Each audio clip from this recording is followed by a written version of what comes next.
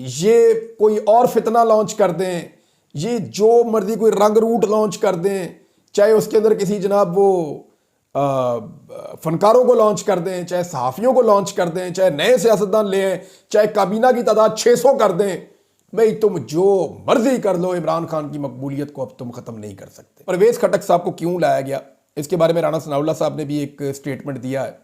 उनके स्टेटमेंट को देख लें या मेरे सोर्स की आप खबर को देख लें तो बात एक जैसी है। हुआ यह है कि एक लेवल से आगे ब्रूटैलिटी पाकिस्तान पीपल्स पार्टी, PMLN ये अपने गले में डालना नहीं चाहते। जुल्म, जबर और फस्तायत का जो टैग इनके गले में पड़ गया है, ये उससे जान छुड़ाना चाहते हैं। पीपल्स पार्टी इक़्तिदार का हिस्सा इसलिए नहीं बन रही कि इस वक्त मिलिट्री एस्टेब्लिशमेंट जो जुल्म और बर्बरियत कर रही है, अब पीपल्स पार्टी कहती है जी हम वजारतों में नहीं बैठते, हम इक़्तिदार का हिस्सा रहने दें, मौजा असी लुटांगे, लेकिन हम किसी सूरत भी हुकूमत का फेस नहीं बनना चाहते हैं। हम हुकूमत में ही, लेकिन हुकूमत का फेस हम नहीं बनना चाहते। बारीक वारदात उन्होंने भी डाली हुई है। वो इसलिए कि ये सारा कुछ हमारे खाते में पड़ जाएगा जो इस मुल्क में इस वक्त हो रहा है।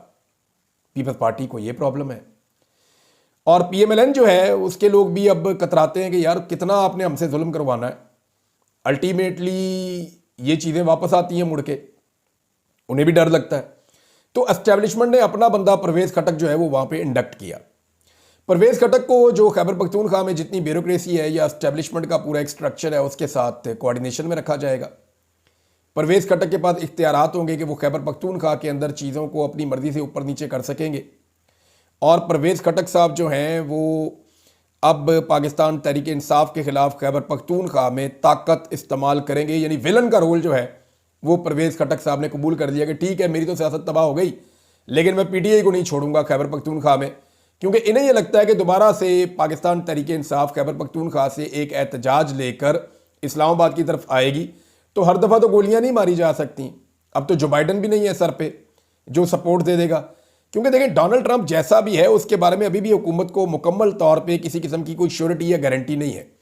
इसकी मिसाल आप ऐसे ले लें कि आप राणा सनाउल्लाह साहब का ये स्टेटमेंट अगर आप पढ़ें तो आपको आइडिया हो जाएगा कि हुकूमत क्या सोचती है। राणा सनाउल्लाह कहते हैं जिस तरह अमरीकी सदर डोनाल्ड ट्रंप ने अचानक तारीफ़ करके हुकूमत को खुशगवार हैरत में और मुखालिफिन को मायूसी में मुब्तला कर दिया है, इसी तरह उनका कुछ पता नहीं कि कल कोई और तरह की भी वो बात करते हैं।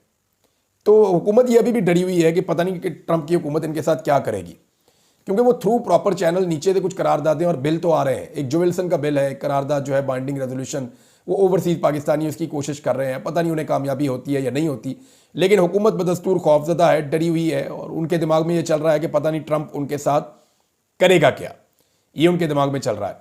लिहाजा उन्हें यह लगता है कि खैबर पख्तूनख्वा के क्राउड को इस मरतबा खैबर पख्तूनख्वा के अंदर ही रोकना बहुत ज़रूरी है और वहाँ पर परवेज़ खटक साहब को जो है वो इस्तेमाल करने का फ़ैसला किया गया है और इसीलिए उनको वजारत दी गई है।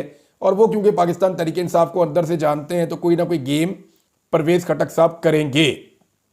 ये अजीब मामला और ट्रंप के ऊपर इनको ट्रस्ट नहीं है। नाज़रीन, जहाँ सुहेल वड़ाइस साहब का एक स्टेटमेंट है वो मैं आपके सामने रखना चाहता हूँ। उसकी वजह यह है कि इतने पढ़े लिखे आदमी हैं लेकिन उन्हें भी अभी तक रियासत की सही डेफिनेशन का नहीं पता। वो ये कहते हैं कि तहरीक इंसाफ मकबूल जमात ज़रूर है, मगर एक तो वो रियासत को कबूल नहीं, दूसरा उसकी क़यादत में कोई एक भी माकूल शख्स नहीं है जो हालात को मामूल पर लाने का फ़न या हुनर जानता हो। कुर्बानियाँ देने के बावजूद कप्तान और उनके अंधे अकीदतमंद शाह महमूद कुरैशी पर एतबार करने को तैयार नहीं है। एक तो वो कह रहे हैं कि PTI में कोई माकूल शख्स नहीं है। वो बात यह है कि ऐसी पॉलिटिकल सिचुएशन किसी पार्टी पे आई ही नहीं, लीडर अंदर कर दिया, ना उसको देखने देते हैं ना सुनने देते हैं, ना उसकी बात बाहर आती है। दूसरा, जो आदमी एहतजाज करता है उसको उठा के अंदर डाल देते हैं, जो बंदा एहतजाज नहीं करता उसको जो है वो किसी न किसी ओहदे के ऊपर बैठा देते हैं। तो ये जो कुछ भी इस पार्टी के साथ हो रहा है, ये वड़ाइस साहब किसी पार्टी के साथ हुआ ही नहीं पाकिस्तान में, ये पहली दफ़ा हो रहा है। और ना किसी पार्टी ने इस लेवल का स्टांस और मजबूती दिखाई है एस्टेब्लिशमेंट के मुकाबले में। अब आप ये कह रहे हैं कि रियासत को कबूल नहीं है। भाई रियासत तो कहते हैं कौमी और सूबाई असम्बलियों को, कौमी और सूबाई हुकूमतों को, और साथ में जो आपकी लोकल एडमिनिस्ट्रेशन है उसको। तो ये रियासत की जो गलत डेफिनेशन है, जो फ़ौज को रियासत कहते हैं ना लोग, वो गलत करते हैं। फ़ौज जो है वो रियासत के जो 3 सतून है, उन 3 सतूनों में एक सतून का एक छोटा हिस्सा है फौज। उसकी वजह यह है कि अवाम के अंदर एस्टेब्लिशमेंट की कबूलियत ख़त्म हो गई है।